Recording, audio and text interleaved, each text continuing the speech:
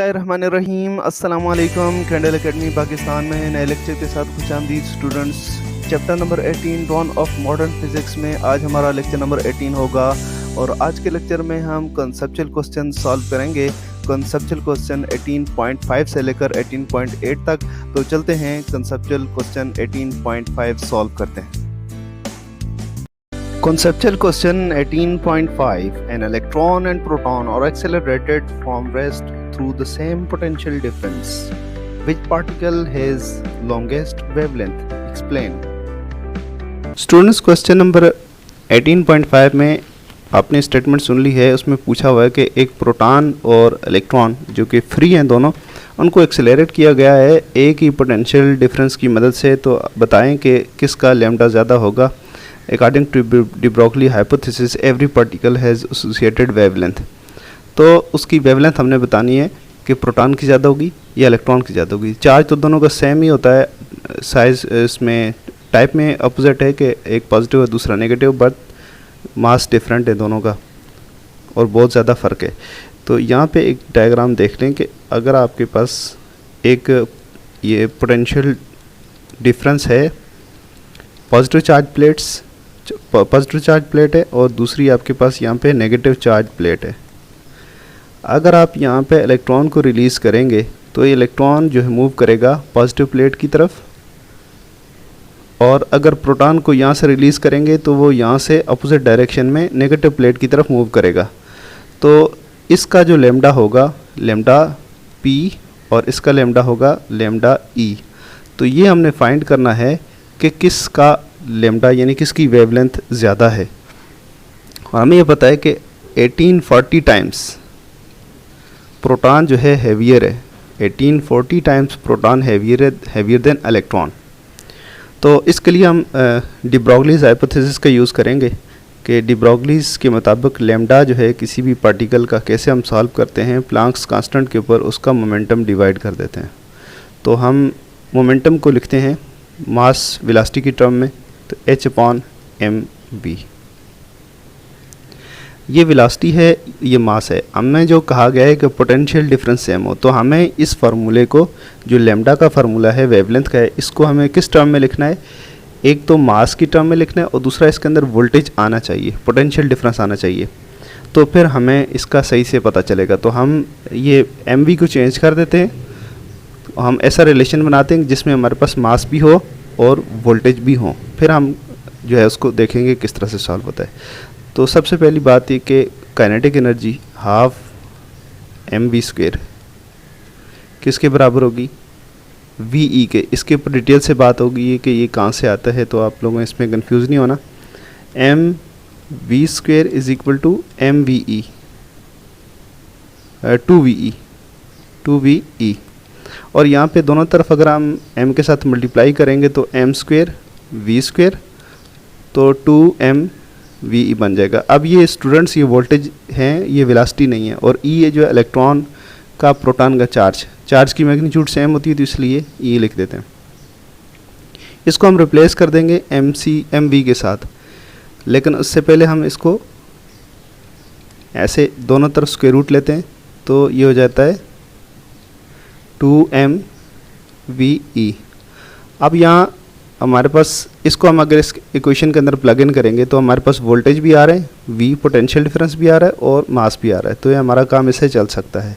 तो lambda is equal to h/2mve का square root. अब स्टूडेंट्स बताया हुआ ये है कि इलेक्ट्रॉन और प्रोटॉन को जो हम एक्सेलरेट कर रहे हैं, तो ये पोटेंशियल डिफरेंस जो है v कांस्टेंट है और इसके अलावा मास दोनों का डिफरेंट है। तो हम देखते हैं कि e भी कांस्टेंट है, v भी कांस्टेंट है, 2 और h ये सारे कांस्टेंट हैं। तो हम कांस्टेंट्स अलग कर लेते हैं। Lambda is equal to h/2ve का square root multiplied by 1/m square root. तो ये कांस्टेंट है, तो कांस्टेंट को हम जब रिमूव करेंगे तो ये इक्वलिटी का साइन जो है प्रोपोर्शनैलिटी के साइन में कन्वर्ट हो जाएगा। तो इक्वल ये डायरेक्टली प्रोपोर्शनल टू या inversely proportional to square root of mass हो जाएगा 1/m स्क्वायर रूट। अब स्टूडेंट्स इस इक्वेशन से, इस रिलेशन से साफ पता चल रहा है कि अगर हम मास को, यानी मास है और लैम्डा है, मास को अगर बढ़ा दें तो लैम्डा कम हो जाता है, और अगर मास को कम करें तो लैम्डा ज़्यादा हो जाएगा। तो इस तरीके से हमें आसानी से ये पता चल गया कि चूँकि प्रोटॉन हैवियर है, प्रोटॉन का मास ज़्यादा है, लिहाजा क्या होगा, lambda P is less than lambda E. Proton का जो लैम्डा है वो शॉर्ट होगा इलेक्ट्रॉन के लैम्डा से, ये फिर हमने एच डाल दिया तो ये भी लैम्डा है, lambda P is less than lambda E, उस सूरत में कि पोटेंशियल डिफरेंस भी सेम हो। Conceptual question 18.6 All objects radiate energy. Explain why. Then are we not able to see the objects in dark room?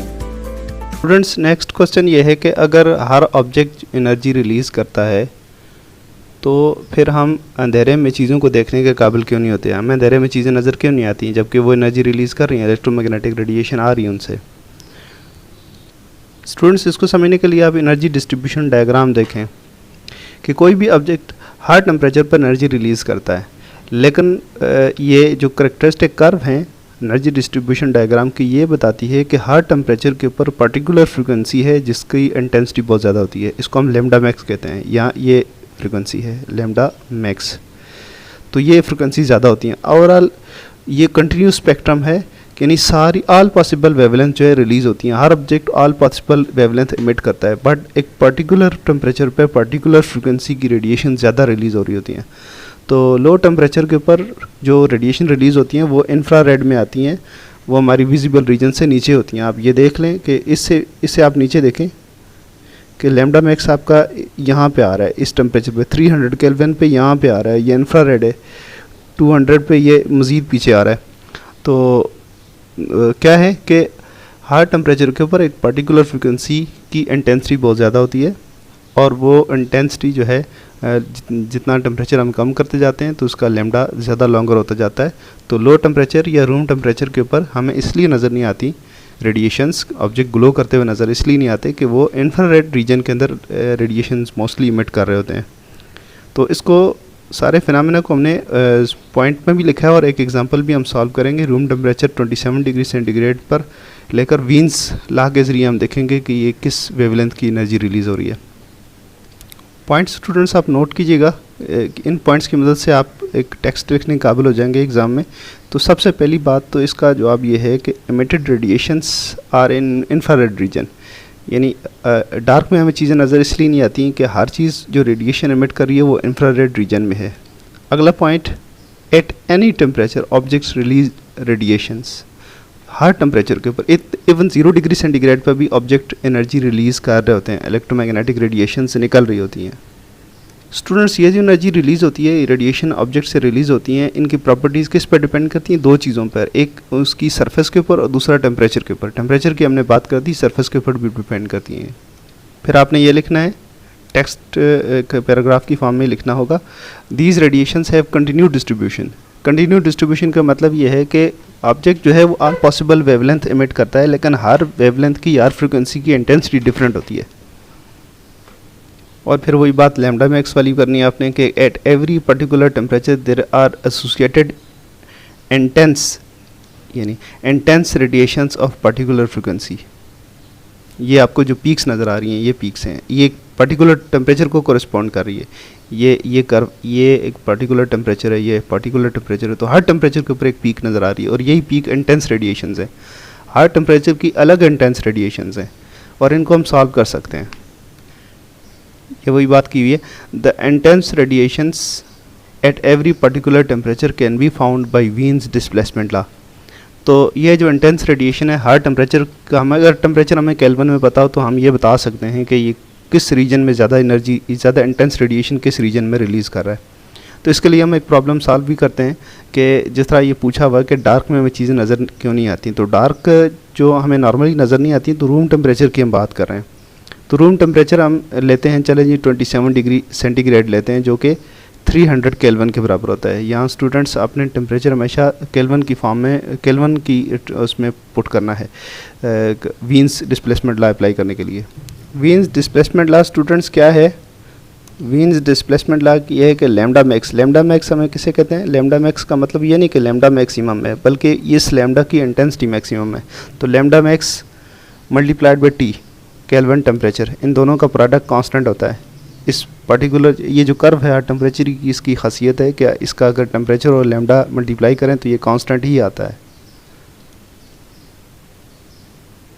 Constant. यानी lambda max ले लें उस कर्व में से और टेम्परेचर ले लें तो इनका प्रोडक्ट हर जगह सेम आएगा। तो हम इस लॉ की मदद से हम फाइंड कर सकते हैं कि अगर टेम्परेचर हमारे पास हो तो लैम्डा मैक्स क्या होगा। लैम्डा मैक्स वो रीजन है जो ज़्यादा इंटेंस वाली रेडिएशंस होंगी। अगेन आपको बता रहे हैं। तो कांस्टेंट की वैल्यू क्या है? कांस्टेंट की वैल्यू है ये लैम्डा मैक्स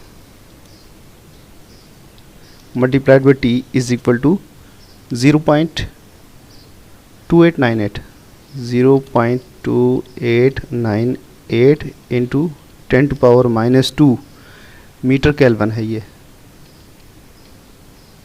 स्टूडेंट्स अभी अगर आपके पास टेम्परेचर केल्विन में दिया गया हो और कितना हो, रूम टेम्परेचर 300 केल्विन होगा, तो हम लैम्डा मैक्स फाइंड कर सकते हैं।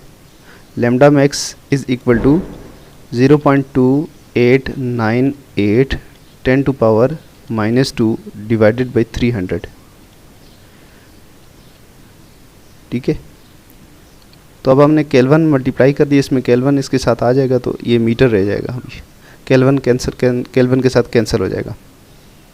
लैम्डा मैक्स अगर आप अभी सॉल्व करते हैं तो इसका क्या आंसर बनता है स्टूडेंट्स? ये बनता है lambda max equal to 9.66 into 10⁻⁻4 metre. तो ये इस रेडिएशन, इस वेवलेंथ की रेडिएशन ज़्यादा रिलीज़ होंगी 27 डिग्री सेंटीग्रेड या 300 केल्विन के ऊपर। तो अब हम ये देखते हैं कि ये कहाँ लाई करती हैं। हमारे पास एक चार्ट मौजूद है, हम उस चार्ट को ऑब्जर्व करते हैं और इनको लोकेट करते हैं ये कहाँ है, इस वेवलेंथ की रेडिएशन का रीजन क्या बनता है। स्टूडेंट्स अब ये वाली फ्रिक्वेंसी, ये वाला लैम्डा आप यहाँ पे तलाश करें, ये कहाँ पे बनता है। ये जो दी हुई है, लाइन दी हुई है, तो इसमें आपकी जो फ्रिक्वेंसी है वो कहीं यहाँ पे बनती है। और ये कौन सा रीजन है? ये इंफ्रारेड रीजन है। तो आपको कुछ नहीं दिखेगा, ये दिखे नीचे आपको अंधेरा ही नज़र आएगा। तो नॉर्मली हम अंधेरे में चीज़ों को इसलिए नहीं देख सकते कि हर चीज़ जो एनर्जी रिलीज़ कर रही है वो इंफ्रारेड रीजन के अंदर रिलीज़ कर रही है। इसका हमारे पास ये हमने सबूत दे दिया। स्टूडेंट एग्ज़ाम में अगर क्वेश्चन आ जाए तो आपको ये इस डायग्राम की ज़रूरत नहीं है, आपने जस्ट ये सॉल्व करना है और इसके बाद डायरेक्टली आप लिखना है कि ये रेडिएशन जो है ये इंफ्रारेड रीजन में है। Conceptual question 18.7. If photoelectric effect is observed for one metal, can you conclude that the effect will also be observed for another metal under the same conditions? Students अगला question ये है कि अगर आप photoelectric effect observe कर रहे हैं और आपने लाइट स्ट्राइक की है किसी मेटल के ऊपर और उससे आपको, यानी जिस तरह के ये आपका फोटो बल्ब होता है उसमें आप लाइट स्ट्राइक कर रहे हैं, आपको करंट मिल जाता है। यानी फोटो इलेक्ट्रिक इफेक्ट आप ऑब्ज़र्व कर लेते हैं किसी एक पर्टिकुलर मेटल के लिए। ठीक है, ये एक मेटल है, एक्स मेटल है जो आपने अप्लाई की हुई थी और इस मेटल के ज़रिए आपको फोटो इलेक्ट्रिक इफेक्ट मिल जाता है, यानी करंट आपके पास आ जाता है सर्किट के अंदर। गैल्वानोमीटर घूमना शुरू हो जाता है, इसकी सुई मूव करना शुरू हो जाती है, तो पता चलता है कि फोटो इलेक्ट्रिक इफेक्ट हो रहा है, इलेक्ट्रॉन रिलीज़ हो रहे हैं और इसके साथ टकरा रहे हैं और करंट बन रहा है। अब क्वेश्चन ये है कि हम इस मेटल को हटा दें, इसकी जगह कोई दूसरी मेटल लगा दें, क्या हमें फिर भी फोटो इलेक्ट्रिक इफेक्ट मिलेगा? तो इसका जवाब क्या है? इसका जवाब ये है कि नहीं, इसका जवाब नो में होगा। तो सिंपल क्या लिखेंगे? It is not possible.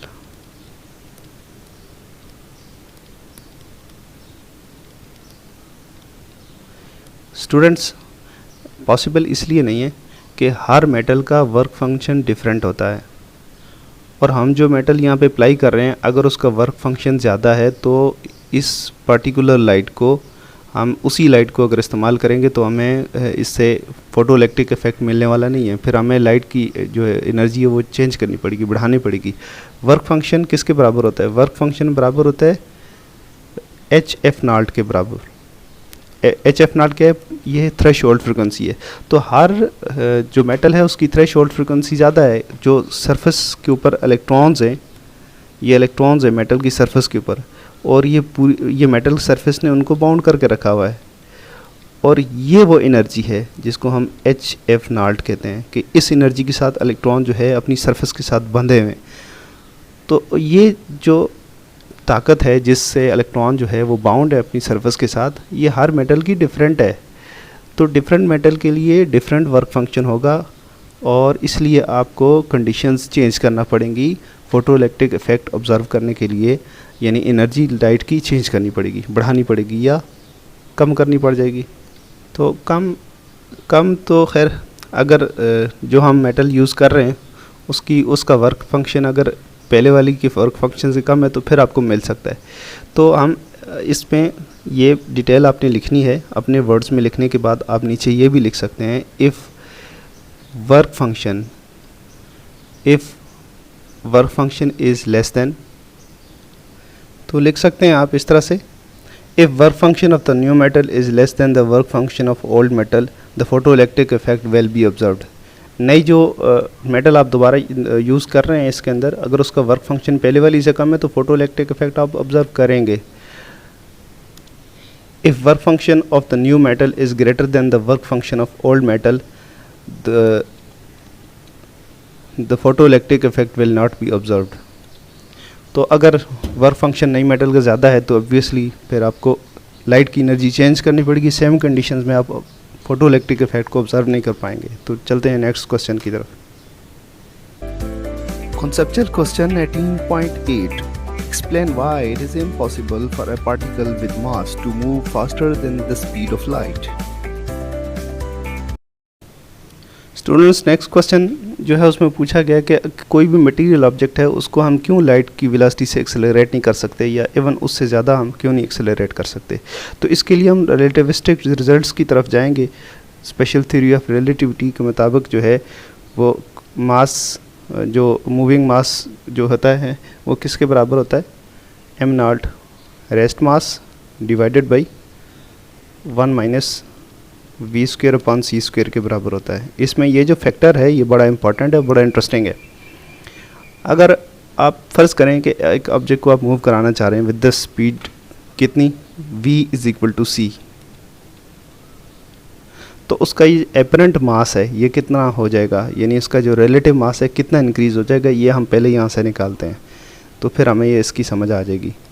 तो mass is equal to m naught upon 1 minus C square upon C square हो जाएगा ना। इसको जब आप v को c पुट करेंगे तो सी स्क्वायर अपॉन सी स्क्वायर हो जाएगा। अगेन इसको आप सॉल्व करें तो ये कट जाता है, कट के ये 1 बन जाएगा। तो क्या होगा, m नॉट अपॉन 1 माइनस 1 का स्क्वायर, और 1 माइनस 1 का स्क्वायर देखें जी ये क्या बन गया, अभी ये 0 हो गया है, m नॉट अपॉन 0। तो जब 0 डिनोमिनेटर में आता है तो इसको हम कहते हैं इन्फिनिटी, इनफाइनाइट। अब आपका जो मास है, मूविंग मास है, वो कितना इंक्रीज़ हो चुका है, वो इनफाइनाइट हो चुका है, यानी m is equal to infinite. अब हम इसको सॉल्व कर लेते हैं न्यूटन सेकंड लॉ से कि F is equal to ma होता है। अगर हम किसी ऑब्जेक्ट को एक्सेलरेट करना चाहते हैं तो हमें फोर्स लगाना पड़ती है। तो उस फोर्स का जो रिलेशन है वो क्या होता है, m इंटू ए, मास टाइम एक्सेलरेशन। अगर हम किसी ऑब्जेक्ट को इतनी वेलोसिटी देना चाहते हैं कि वो स्पीड ऑफ लाइट के बराबर हो या उससे ज़्यादा हो, तो एक्सेलरेशन भी बहुत ज़्यादा होगा, लेकिन हम एक्सेलरेशन को a ही रखते हैं और मास को हम इन्फिनिटी रख लेते हैं। F is equal to infinity multiplied by a। तो हालांकि ये भी बहुत ज़्यादा है बट इसको हमने फिर भी a रखा है, तो इसके product infinity multiplied by any number is equal to infinity. तो इनफाइनाइट फोर्स लगाना पड़ेगी। तो इनफाइनाइट फोर्स इज़ इम्पॉसिबल, यानी इनफाइनाइट एनर्जी देना पड़ी किसी ऑब्जेक्ट को अगर आप velocity of speed of light के बराबर या उससे ज़्यादा मूव करना चाहते हैं। तो ये पॉसिबल नहीं है, किसी भी मटेरियल पार्टिकल के लिए पॉसिबल नहीं है कि वो लाइट की स्पीड को अप्रोच कर सके या इवन उसको क्रॉस कर सके। स्टूडेंट्स, आज के लिए इतना ही। नेक्स्ट लेक्चर में फिर हाजिर होंगे। इजाज़त दीजिए। अल्लाह हाफिज़।